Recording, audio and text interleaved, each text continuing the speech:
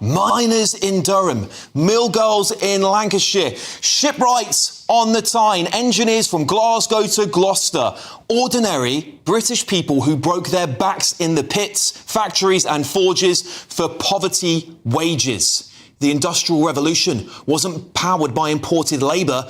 It was powered by our own sweat, skill, graft and sacrifice. The wealth that built this great country came from us, from British hands, full stop.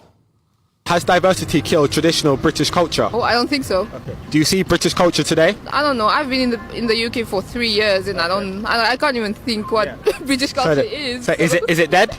No, I don't think it existed. Do you know why some people can't identify British culture? That's because it is everywhere. It's the very language they speak, the words coming out of all their mouths. It's the Celtic, Roman, Saxon and Viking foundations of these great islands. It's the Norman conquest, nearly 1,000 years of the British crown, the Magna Carta planting the seed of liberty, and the genius of Shakespeare, whose words still define storytelling across the world. It's the Victorian innovators who dragged the modern world into the beginning of the industrial era, engineering and scientific discovery following suit. And it's still lived in the everyday across Britain, the village cricket matches, the Sunday roasts, the Christmas pantos, the cosy pubs, dry humour that gets us through crises, the proms, the Shakespearean theatres, the red post boxes, the seaside fish and chips, the coronations, the village fairs, those little rituals that make Britain unmistakably Britain. From Stonehenge to Westminster, from Chaucer to the Beatles, this culture is so deep, so rich, so influential that some people can't even recognise it because they're swimming in it. They don't hate our culture, many of them. They're either blind to it or they're jealous of it. One country you wish that didn't exist in the world? The United Kingdom. Why do you wish the United Kingdom never existed? Because the United Kingdom is the source of all evil. They destroyed India, they destroyed America, they destroyed Africa, they destroyed every part of the world to create this, where we're around. That's why I wish UK did not exist. Wow, okay. Oh, let's talk about history, shall we? We ended the slave trade, deploying our navy, our money, and yes, British blood, because the British public was so morally outraged when they saw the reality of slavery that they forced Parliament to act. We spent decades policing the seas, bankrupting ourselves to stop a trade that most of the world continued for generations. While others trafficked human beings, Britain made it her mission to end it. British Empire is the darkest ever. The Commonwealth, that's the darkest ever. British Empire, Commonwealth. That's literally England going to countries and destroying communities, like Britain has kind of like, that was back in the day, that's like the movement. It's like we're all here now. Yes, we built an empire. Not perfect, no empire ever is, but one that left behind parliaments, railways, courts, legal systems, universities and infrastructure that many nations still use to this very day. We gave the world the English language, the global common tongue. We created the operating systems of modern civilization, global trade, modern science, banking, the industrial age, aviation, telecommunications, and the internet. The same internet the anti-British activists use to moan about Britain every single day. English people, my husband Jeffrey Sachs already told you that behind every problem in the world is the British. We invented the steam engine, the jet engine, the light bulb, the telephone, the television, penicillin, the programmable computer, radar, DNA fingerprinting, the MRI machine, the postage system, the tank, the railway, the hovercraft, the smallpox vaccine, modern nursing, and the rules of football, rugby, boxing, tennis, golf, and cricket. And then we shared them with the world. Now, that is not a comprehensive list. And when humanity needed saving from tyranny twice, it wasn't Paris or Berlin or Moscow that stood alone. It was us. Spitfires over Kent, bombs obliterating our cities, Nazis killing our men, women and children. And this tiny island told the darkest evil in human history, we will not surrender. But what do we get for our heroism and our sacrifice now? A chorus of self-loathing from our own people we invited to live in the greatest country on earth. And now a cohort from the Caribbean community being welcomed to London who are now demanding reparations. Trillions, by the way, trillions of pounds from us based on, at best, pseudo-mathematics. Why is there modern failure to make something of their own countries now that they, of course, have to pay the price for 2025? Why should we be the ones to pay the price for it? We haven't had an empire for a very, very long time. And despite none of us alive today being responsible for the empire, nor benefiting from it, they're asking us to cough up more. But here's the truth. What Britain has given the world is immeasurable. Not flawless, not bloodless, but no nation on earth has a cleaner or more consequential legacy. Britain is worth celebrating. And the next time someone tells you our culture doesn't exist or that our country is evil, remember this. It isn't facts driving their hatred, it's jealousy. Well, on the back of that, I'd like to get the thoughts of my panel. Labour councillor Sebastian Salik, senior reporter for Guido Fawkes, Ellie Wheatley, and businessman and activist Adam Brooks. Adam, I'll start with you. I love this country. I think this country's going through a very difficult time. I think this is a very, very hard time for Britain. But, you know, I could have gone on for an hour there. Yeah. What do you think makes Britain so great? Look, I love this country, but I absolutely despise the people running it and that have run it for a long time. The culture and identity of this country is being eroded. It's undeniable. At the end of the day, things like pubs, they're closing at the fastest rate ever. I'm a publican. I'll be amazed if I'm still a publican in a few years' time, just because these governments make it impossible for you to stay open. If you go to places like Whitechapel or Bradford, you cannot say that they are British. If you landed there, you would not know you were in England or in Britain. Some people just do not even speak the language. Now, going to the language, there's 1 million people in the UK that cannot speak English. There's 21.4% of English school children do not speak English as their first language. So it's undeniable that things are changing in this country. But you rattled on there cricket, you know, football, not soccer, football. That's right. Fish and chips. These are if you ask an American what is British, they will reel off this list. And we've got to protect that. Yeah. And society is changing so much, and it angers me when I hear people talking about reparations. How far back do we go? Should we go back to the Vikings? Yeah. Totally. Yeah. Ridiculous. Romans. How about we abolish slavery that's still going on in the Middle East and Africa, rather than worry about things that went on 300 years ago? We cannot take that back. Absolutely. You know, so I think people need to get in the real world, and some of these people need to shut their mouths. Yeah, well, Sebastian, I'll come straight to you on this, because many people will look at Adam's right. I mean, we're looking down the barrel of more tax rises, which is going to really hurt our pubs. Pubs are the foundation of British culture. It's one of the things that has survived hundreds of years. You can go into pubs older than countries in Britain. Do you not think the government needs to do more to protect British culture? Look, I mean, I think we all need to do more to protect British culture, to be honest. Pubs are essential. People like Adam are creating communities for people. It's a really hard one to explain. It goes back to the idea of what British culture is. If you try to tell someone from France, sorry, we don't sit in cafes, we go to the pub, it's this dark room that sometimes smells of smoke and all you can drink is booze, but it's fantastic. They'll never believe you. But that's the reality we all live. One thing I find really odd is we all fall into this trap of explaining our country through the prism of who our rulers were, who our prime ministers and our kings and queens were. And I'm sure we wouldn't want to do that today. I think you lot certainly wouldn't want to do that today, define Britain by the current government.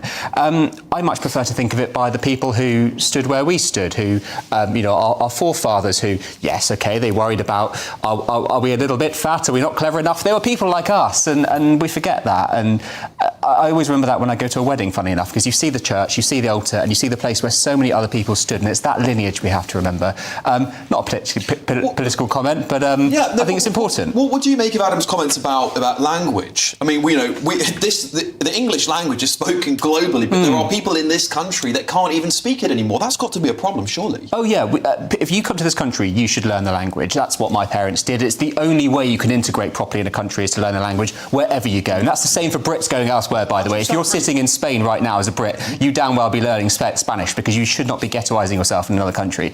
The issue I take with what Adam said was, you touched on Whitechapel, and we're just getting so close to it now, aren't we? What's the issue with Whitechapel? A lot of people would say, not a lot of white people. Is that what you're going for? No, What's the issue? It's not about skin colour. If you come out, I'll tell you what, you come out of Whitechapel Station, my family's from the East End. Yeah. You could be anywhere in South Asia, okay? Because so what is it about? It's not skin colour, what is it? No, it's about language, and it's about businesses that are not essentially British. And so businesses that aren't British, what do you mean? If I could move, say I moved to Whitechapel, I find it hard to find a pub.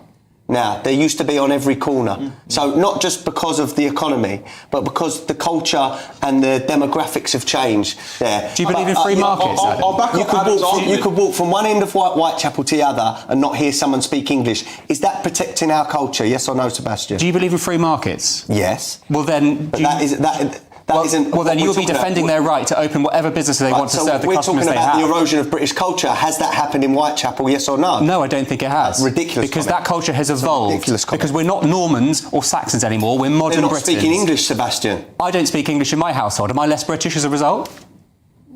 No, but you're speaking English now. Yes, and they all speak English as well. I think what Adam's point is, and earlier I'll come to you on this, is that when if a bunch of English people all went and moved somewhere abroad, right? And I criticise British people, as you pointed out, for ghettoising in Spain, for example. I think that's not in the spirit of assimilation integration. We can't point that out without pointing it to how we sometimes do it. But when there's so much immigration into an area, it essentially takes away what made it that part of Britain. And I think that's what Adam's getting at. And it's the same when any culture does this. If Brits will go to a part of Spain and essentially colonise it because we're all there, it's not that part of Spain anymore, it's just Britain abroad. Well, absolutely. And I agree with you, Adam. And you were talking about how important it is to learn the language in any country you're in. You learn English in England. And I see, when you're talking about Whitechapel, I have to say I don't go there often, but I've seen lots of videos online, and of course the Whitechapel tube station has it in Arabic as well as English.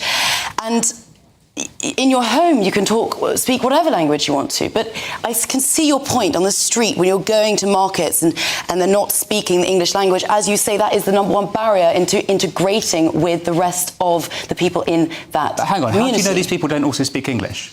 But why aren't they speaking English in the streets? Because if I'm walking along the street with my mum, I speak Danish to her. Can I qualify, just because I went actually and did a video in Whitechapel a couple of months ago, and there were a lot of people when I went to speak to them, they said, I don't speak English. Yeah. Now, I think that's an issue. I think you agree that's I think everyone around this table would agree with you. Exactly, right. And I think, going back to Adam's point, the difficulty is that if we expect assimilation, we expect integration, actually, by putting everyone into the same place, you don't get it. Because all it does is give you no reason whatsoever to learn English, to adapt to the culture. And I think that is where we've got this so wrong. If you're going to have millions of people coming to the country, you better expect they're going to integrate. But if you're not going to have that, how do you now get whole parts of Whitechapel or other parts of the country where there are essentially no British people, born and bred thorough British people there, who don't speak English, don't understand the culture, British culture?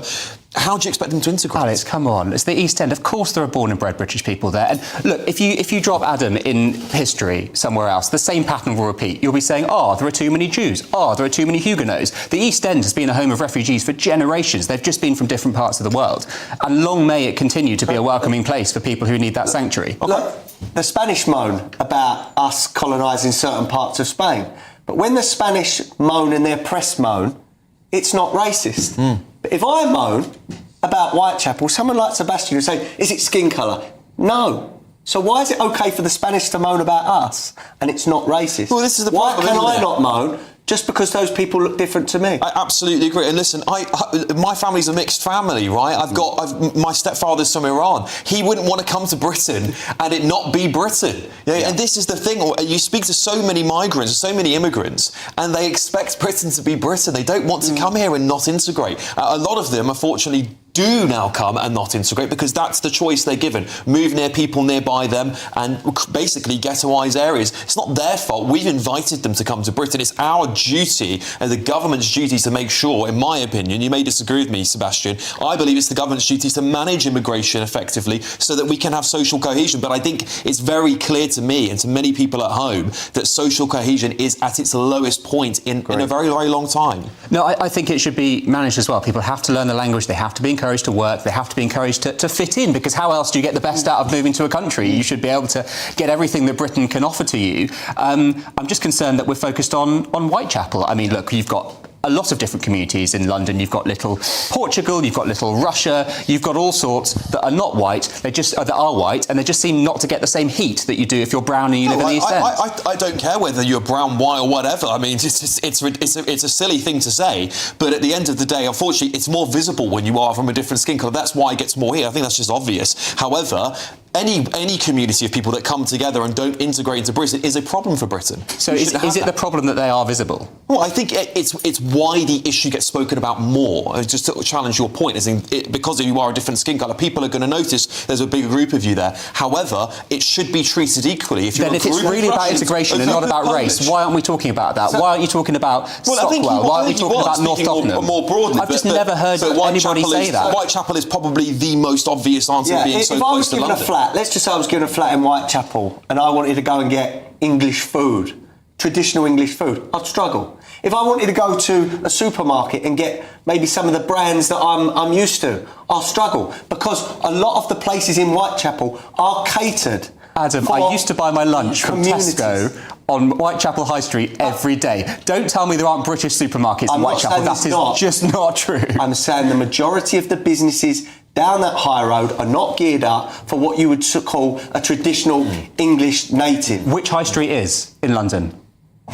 Not like Whitechapel. There we go. I think we're getting too macro about this, and we're not looking at the bigger picture. The bigger picture is that there is a social cohesion problem in Britain, is that British people feel that the culture is slowly disintegrating. We're seeing the rise of sectarianism in our politics. That is coming from somewhere. That is coming from a failure of our British values to be purported through politics. It's a failure of assimilation and integration. Stuff that I was brought up with in a very mixed borough in Harrow, where 50% of the kids I went to school from were not white British, but we all got along very, very well because we were all integrated and assimilated. That is happening at a rapid pace where there is no assimilation anymore, and that is where British people are getting worried. We didn't have these issues in the 1990s and the early 2000s. We are having them now because the pace of change is so rapid. There'd be certain towns up and down the country now. I'm not religious, but if you're Christian, you won't be able to find a church. That's correct, right? Yes. They might be 5 mosques, or there might be different temples. Ellie, which town? I want to bring Ellie in just for a second. You might struggle. Yes. Which town, though?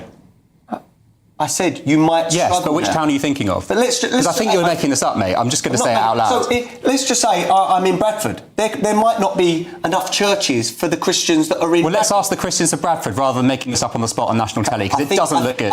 I don't care if it looks good. I really don't care. Churches are struggling, and this Labour government are not supporting them. And I see it actually. Well, I come from Dorset, and a nearby church, I'm not going to dox for myself now, has closed down, and it's really upsetting. Because congregations are shrinking. Congregations are shrinking, but also they're not given the financial support and the relief. But that's got nothing to do with people coming here from other countries. If anything, they're bolstering them. But we're talking about is full of Filipinos and Poles. It is being kept alive by foreigners. But this is not necessarily about immigration here. We're talking about preserving British culture, and that the pubs, churches, and all of these classic British institutions are not being supported by the Labour government, and that's a shame. I want to ask a final question to everybody on the panel. Two things. The first question I want to ask to you, Ellie. Do you think that the pace of immigration is just too high for British culture to sustain itself? I think clearly the numbers are going up, right? With 111,000 asylum people claimed asylum in this country this year. Obviously, small boat numbers are going up. and immigration, net migration has been surging over the last few years. So yes, we see it and we talk about it more, and as a result, it becomes a bigger issue. We have, to be fair, seen Labour trying to crack down on it. Shabana Mahmood is trying to crack down on all of this, whether or not